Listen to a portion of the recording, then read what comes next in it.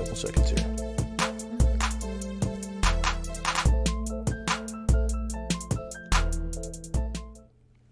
Hey, Leyla, thank you so much for being on the show today. I'm excited to be talking with you.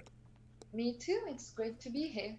So, anybody that doesn't know Leyla, you've published first off, your book cover is awesome. You got a really great looking cover. Thank you. We were getting to chat a Thanks. bit second here before we started the call, and you were telling me about getting started as a writer and stuff, and said you've been writing since you were 11 years old, right? Yes. That's awesome. Um, and then tell everybody the name of your book and kind of just the plot or whatever. Well, She goes into without giving out the details on the plot, the gist of it, well, contrary to what the synopsis I want may um, make you believe, is that it's not as much about mental health as it is about creativity, not creation. Because when I use the word creation, I always think about it in a very spiritual and religious sense, but creativity. I got you. And what happens when this creativity, this passion, hobby is put aside for too long, uh, especially when you're a grown-up adult. So the characters, well, I created the characters at least 2 years before I created the story. There were secondary characters to my second novel, which I never published, but um, they are the plot on the story. Okay. Now, it is a thriller. There are exterior things that are happening to them that links them uh, to become even more anguished and anxious and feeling bad with themselves, of course. But it, it's about really this idea that creativity is not just rainbow and unicorns and nice paintings and things like that. Not at all. When it comes back to you, it comes back with a revenge, And your which, book's titled "Becoming Insane," right?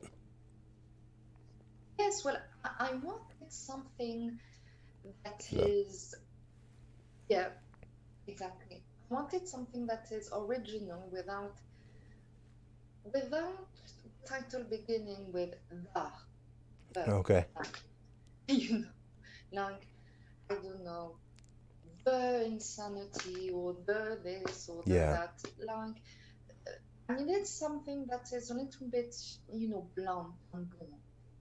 And I got, I got you. the idea. Yeah. Cool. Now, I don't know if the word insane has become today a trigger word, because I did There's study a lot of trigger words now. psychology. Yeah, and I do study psychology. I know psychology, and well, I I did delve into psychology books since I was, I don't know, 14 years old. I was zero at math, but I loved psychology and would take out psychology books. So insanity is a word really that has no place in anything that has to do with mental health. It's just a very bold, blunt word that categorizes everything. It's just, some sort of jive slang, it's Yeah, I slang. got you. Hey, do you mind if I So read the intro to your book? You've got a great introduction on there. thank you very much. So, anybody that hasn't read her book yet, again, it's called "Becoming Insane" by Leyla Cardena, and really great cover. It's on Amazon Kindle if you guys want to Yes. check out her Well, book. for that, you'll have to say thanks to the photographer who did this. Okay. She, she's just great, she's Swiss too, I believe. She's become a friend. She's just great. And also my publisher who chose this picture for the cover. Okay. So Yeah, they I did a had great no job. idea. Thanks. I wanted to do pictures that, of course, reveal the theme of the story, not just pictures to look good. Yeah. And the other thing here, when did you publish this book? You said you've been writing it for a couple of years. Published April of 2019, right? Yes, so last year, and I wrote it for 2 years. What happened is that I wrote the first three chapters, then there was some sort of a break because of, life. And then I started and continued, of course, and then I finished it in, I'd say, maybe January of 2018, Okay. something like that. Yeah.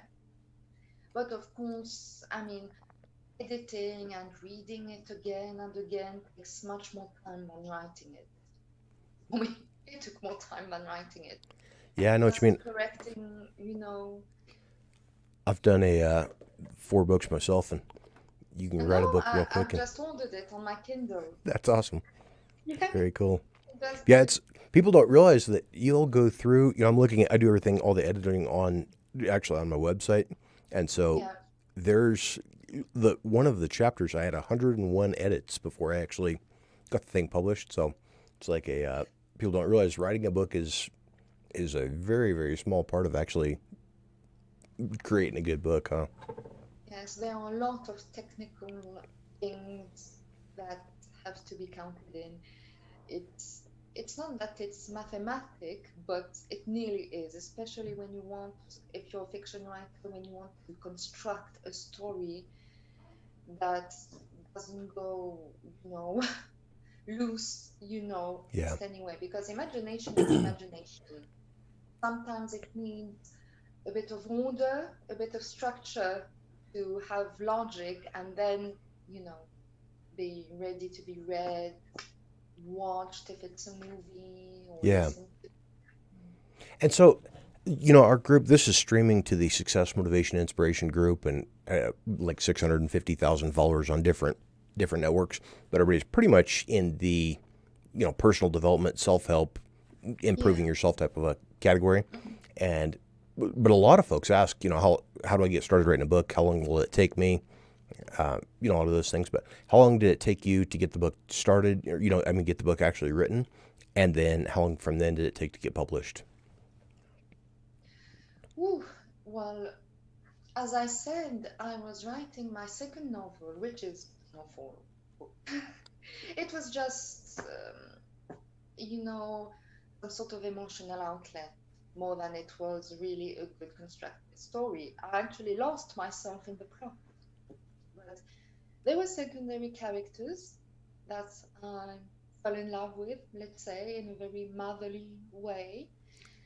And I said to myself, listen, I have to write a story about love too. I have to write a story about John Crane and Gervain. I just love them so much. That probably I do love them a lot because they do represent two aspects of myself that I rediscovered, that I accepted, recognized, and came to terms with. So I really have to create a story about those two. And it was by building even more of their personality and emotion, psychology, and reaction that I finally, was able to create a plot that would do justice to those characters. And well, of course, every creator, writer, movie director, whatever, they all take a bit of their own experiences.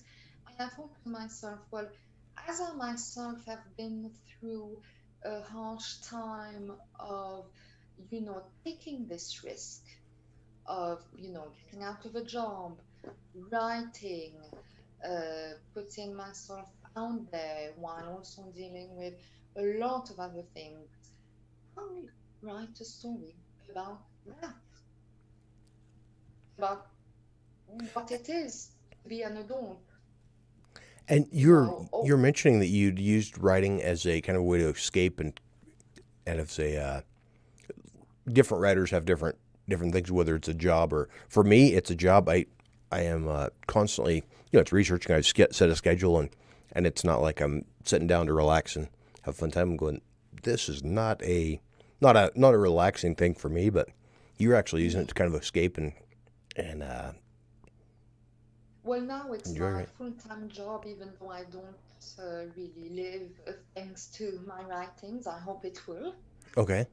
Really, it is my dream. But um, well, when I was 11 years old, I mean, I did have some quite difficult times. Nothing went good during that time. Everything went downhill in a certain way. And there's this awful feeling of having, reality just thrown to your face at 11 years old, which is difficult for a kid because for me, an 11-year-old, even a 15-year-old, even when they think that, they're mature enough, they know stuff, etc., no, they're still a kid. There's still, Yeah. some things about reality that will still be difficult to digest, but that you will, step by step understand. And I did not have, unfortunately, this option of the step by step growing up, learning what reality is. It just exploded in front of me and in front of my face. And of course, it makes you panic, makes you feel lost, makes you feel secure. But I actually used that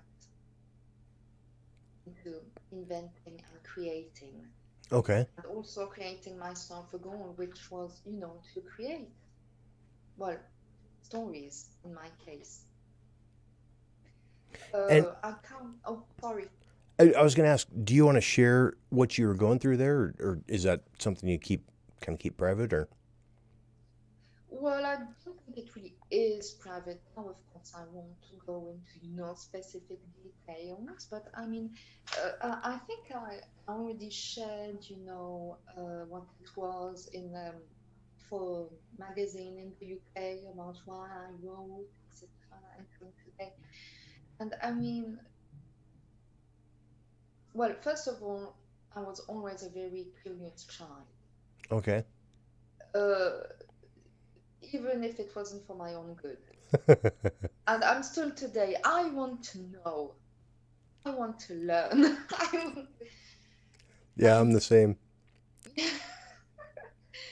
and well, it's a bit of the classical story in a certain way, but uh, my parents went through a tough time. Such it was so tough that I was actually happy when they divorced because it, Oh, it wow. led it led my mom into unfortunately, being addicted to, drink, alcohol, a lot of, what's the word in English? I have it in French.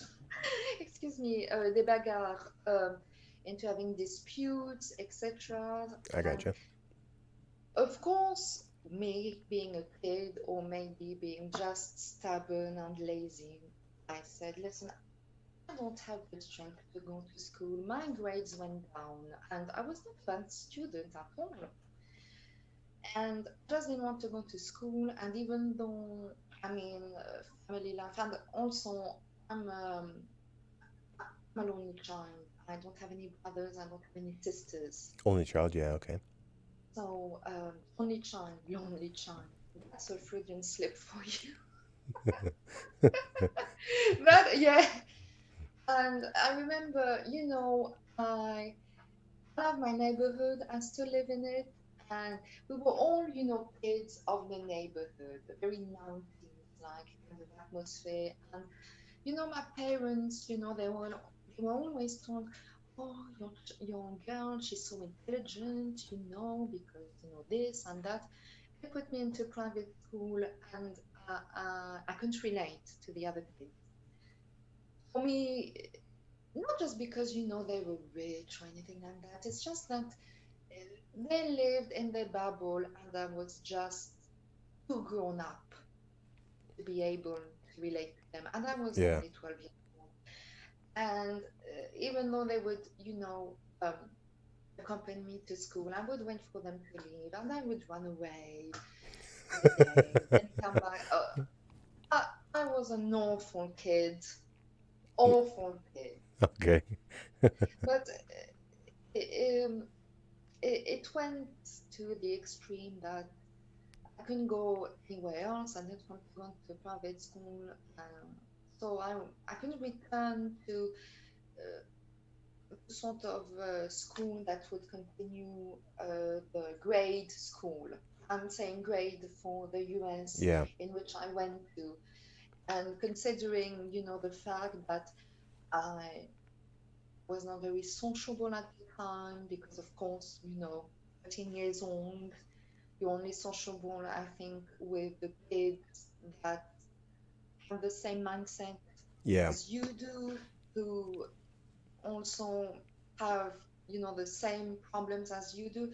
So I went to a Well, private and school, a lot which of is, adults never grow out of that. They stay in that same mindset of only staying around the people with the same problems and yeah, well, same issues. yes. That's something we should grow out of, but a lot of folks don't.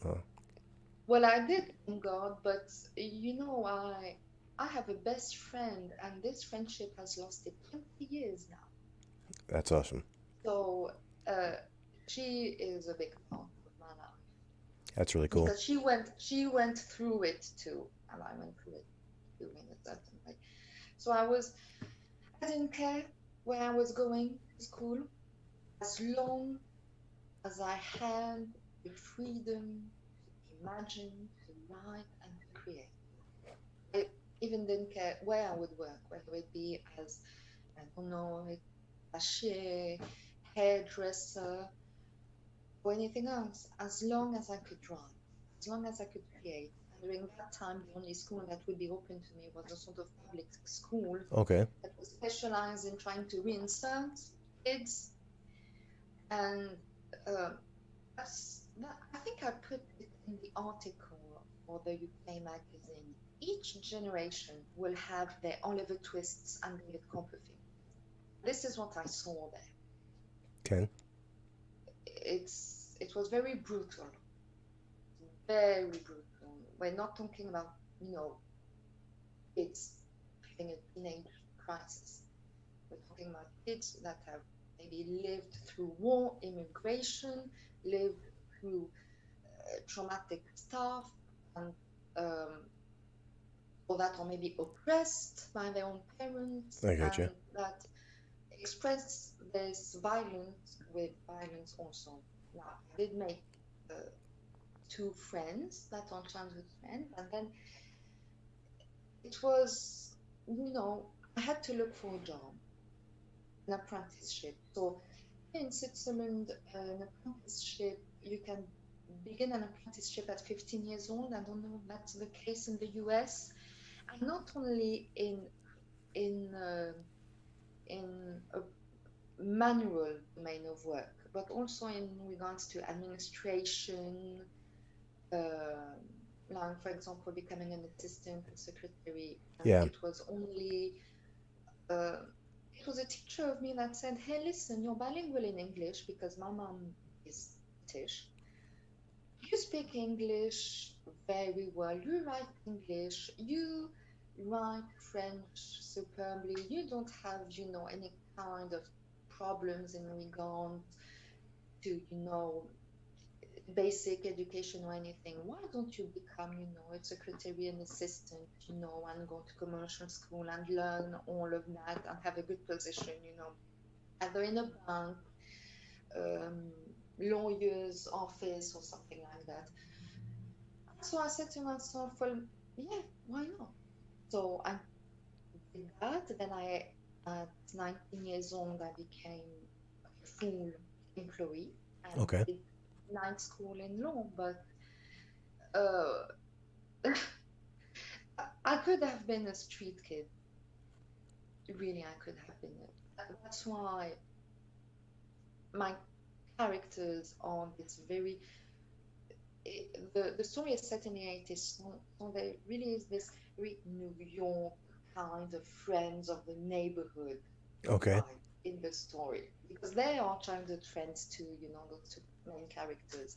Because this is something that I understand myself, and I could have been a street kid.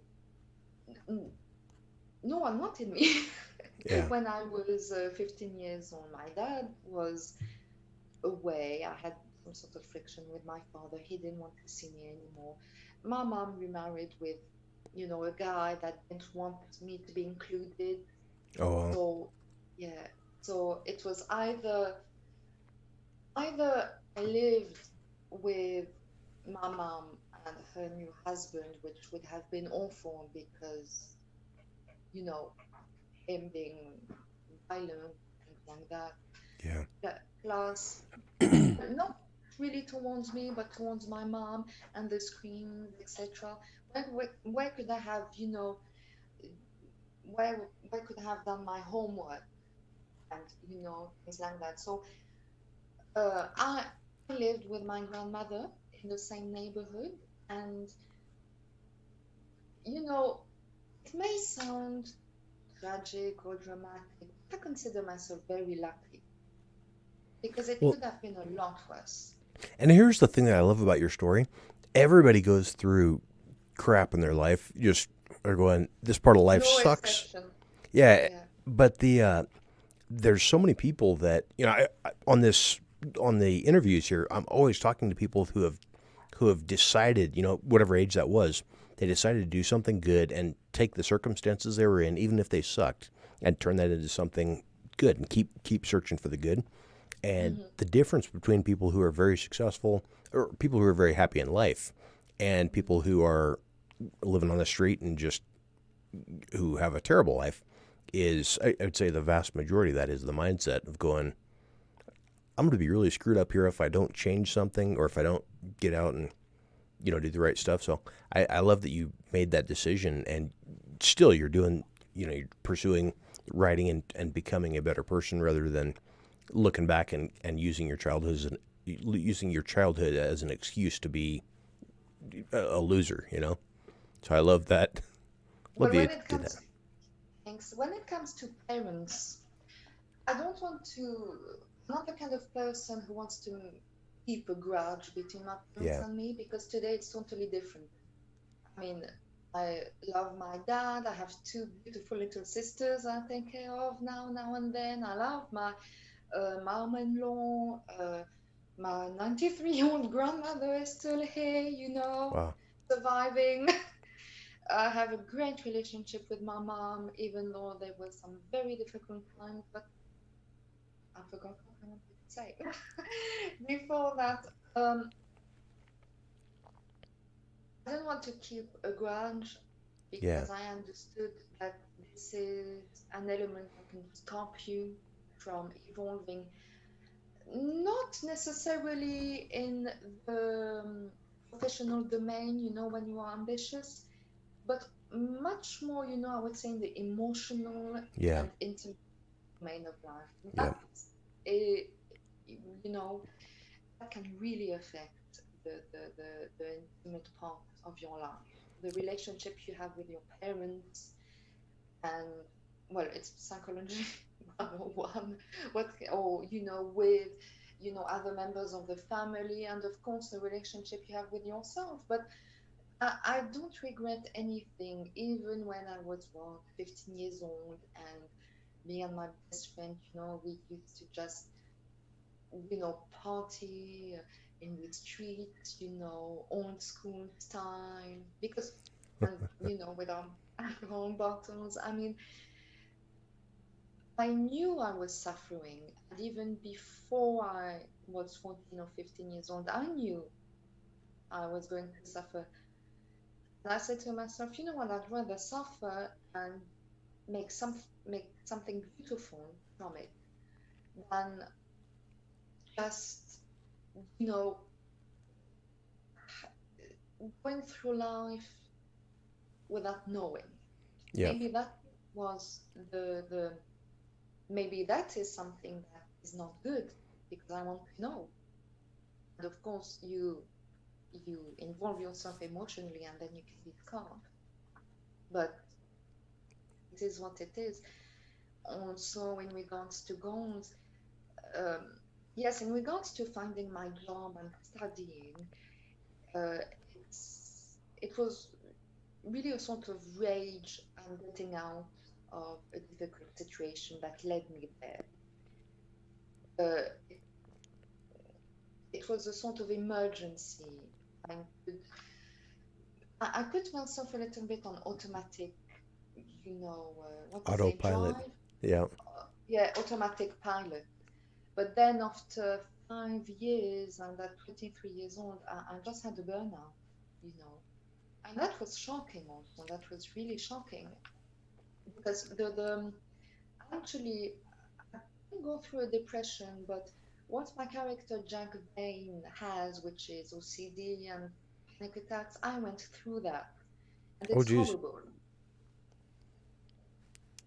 That's It- yeah. People. That's another thing too. A lot of folks don't realize how connected you get to writing a book or the project or whatever, that it's that kind of becomes your life. You hear actors and actresses who, play some kind of a crazy role and then have to mm, spend a lot of time trying to figure out how to get back to normal after doing that. But so again, anybody that hasn't ordered your book yet, again, it's Becoming Insane. I think Thanks that's so a much for this. Thank yeah, you, really. absolutely. Yeah, you guys can get that on Amazon Kindle. And are you planning on doing that as a paperback as well?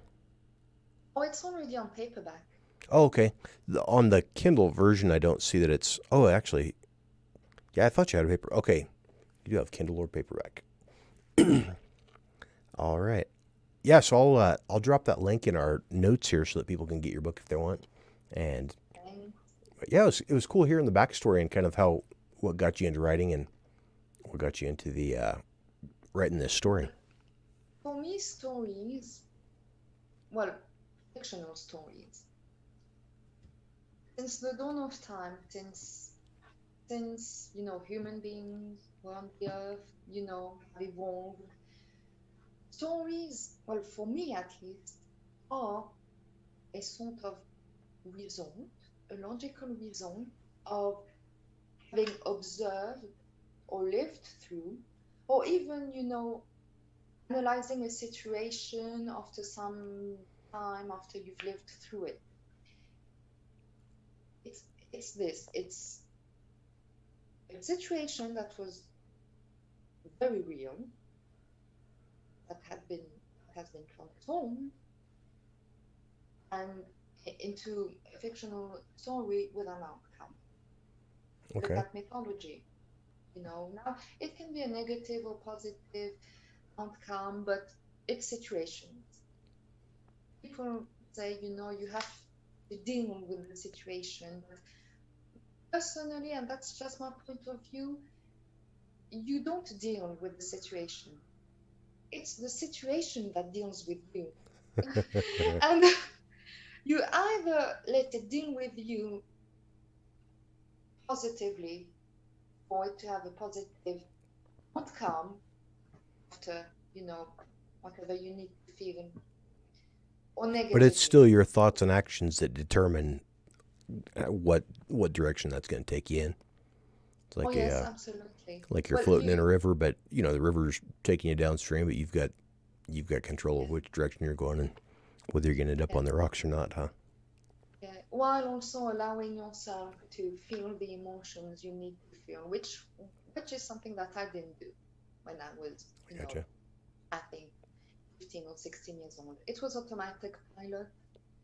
And when I stopped my job and published my first novel, which is in French, so it Oh, was cool. years ago, everything came back like a wave. And it was scary. I thought, but it's not possible that I can feel this way considering what I have already done. But still, I feel insecure, not insecure in regards to how I look or my intellect or anything like that, but insecure, I mean, even physically, Just my with yourself as a surroundings. person, yeah.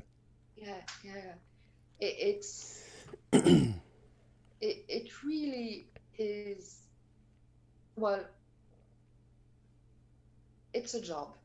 Connecting our emotions, our bodies, our minds, and everything. It's a lifetime job at the end of it. It's a lifetime job. Yeah, that's great But insight. mm, but it can be a very wonderful and beautiful job to do. You know, I mean, there's once you have done what you love to do, have proven to yourself that you are capable of doing it, nothing stops you. Nothing stops you. That's great There's insight. no, yeah, you don't see problems. Yes, it's still a problem, but you're not as affected as you would be if you have not constructed yourself, or at least tried the critique. That's a lot of very successful people talk about that, how the problems that affect normal people don't, just kind of roll off their shoulder because they're dealing with such bigger things. So when you've taken the initiative and you're out building this awesome life and doing the right things and chasing down the bigger, you know, rather than just being on autopilot and going to work and coming home and getting up when the alarm clock goes off and you just doing the minimum stuff. When you're taking choice or when you're making choices to be working hard and Mhm. creating that life, the the little stuff doesn't seem to affect you quite as much, huh? Well, I mean, for example, right now, I mean, I don't have a high income as I did when I was a legal assistant for corporate, etc. Uh, but still, I don't feel at all poor or in need of more money. I should, of course, maybe look for a job. Or You keep know, writing. If that's you've the, got that next book coming, I oh I yes, would I would highly advise you.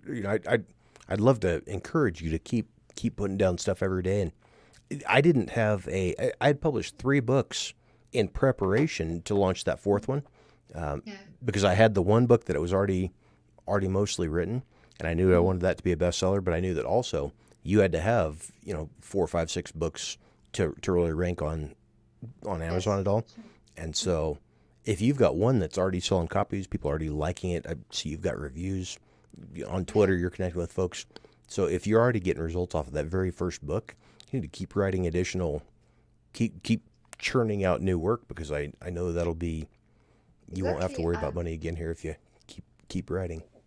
yeah, and people just don't need to want to do it. It's um, malgré moi, like we say in French. It, it, it's a need. It's a drug. You know, whatever happens, wherever I am, that's right. I need to run. That's it. Now, of course, you can. I still go through, the classical, oh God, I have to run this chapter today. I hope it's good. And it's just this a bit of, you get a bit nervous getting into it and beginning, the chapter, your first paragraph, of course, but then, it starts. But it, uh, well, it, I I know what don't you mean. It kind of know. starts to come to life after you've sat there and started working on it, huh? Yes, absolutely. Well, the thing is that I don't even consider it as a job, even if it is, because it gives me so much back. It gives back.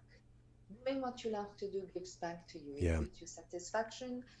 Probably, gives you insight about certain subjects or about yourself, maybe other subjects that you love to learn about, because you're also a bit of a spectator when you write, and That. it it gives back. It always gives back, at least emotionally speaking. It gives back, really it does.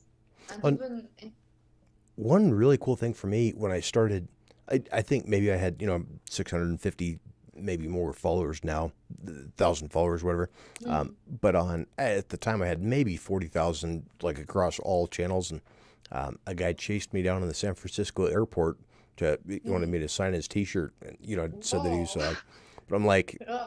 I figured it was airport security. This guy, Mr. McCoy, following behind me, and Wow. so, Well, that's but yeah, so that's a thing that if you're writing good, just looking at the cover of your book and the description and everything, looks like you're putting out really good quality work. So you will have, if you'll just keep churning out pages, keep churning out work every day, you'll end up with, hopefully the J.K. Rowling type of a, crazy huge fan base and stuff. And well, I hope. Well, really hope it does. It's my goal. I don't care even if I have to pursue it until I'm 90 years old. This is what. But talking about, if we're talking just about writing and what has been published, not published, I do have a rule. It's that if there's a trend going on in books, literature, do the exact opposite. You write the opposite, the antithesis of what the books in fashion have put out. But, you know, you write whatever you want to write, but keep in mind that you should not, you need the structure of the story to mature and you have to do research. The best yeah, fiction stories are the ones that use research, whether it's historical, in psychology. I mean, for example, my book is mentions mental health, well, because it is about the mental health of the two um, protagonists. However, you can't just, for example, use the Freudian knowledge that everyone knows or even that professional knows, because Freud is not as valid as it was anymore. Psychology has evolved. Anything that is considered that is in the medical domain or science is evolving. So you always have to keep up to date.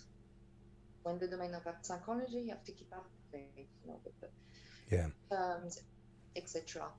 But as it is a fictional book,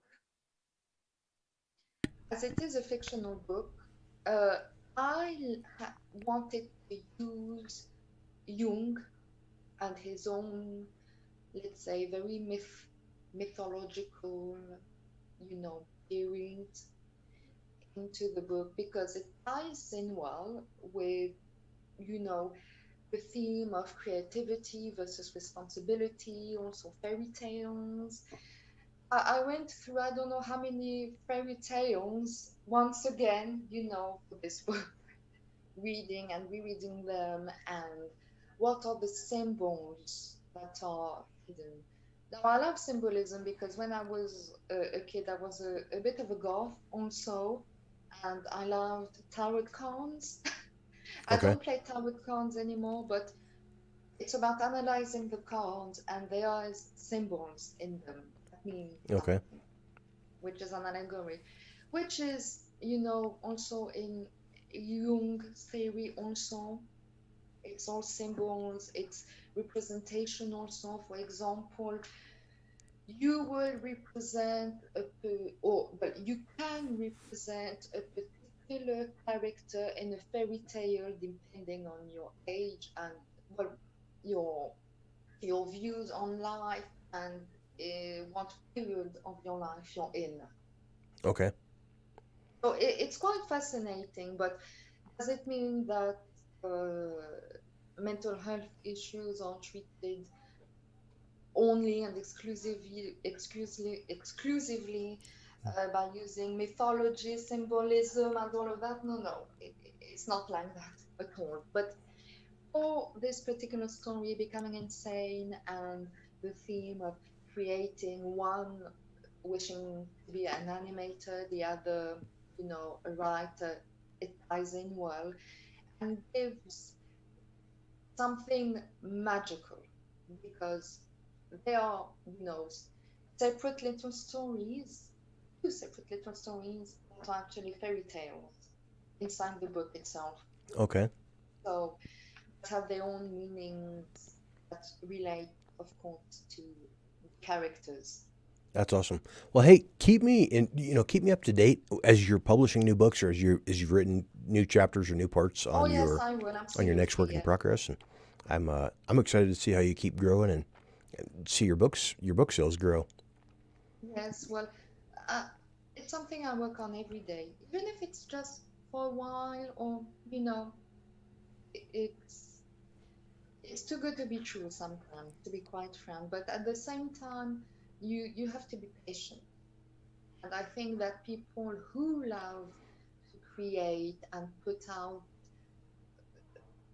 good things, even if it's just, let's say a YouTube video, you have to be patient with yourself Yep, also, that's awesome. because yeah, yeah. Hey, thank you again so much for being on, and like I said, keep in touch, and I Oh, want to hear your it was progress. great. Yes, thank you. Thank you so much for having me. Thanks. You're welcome.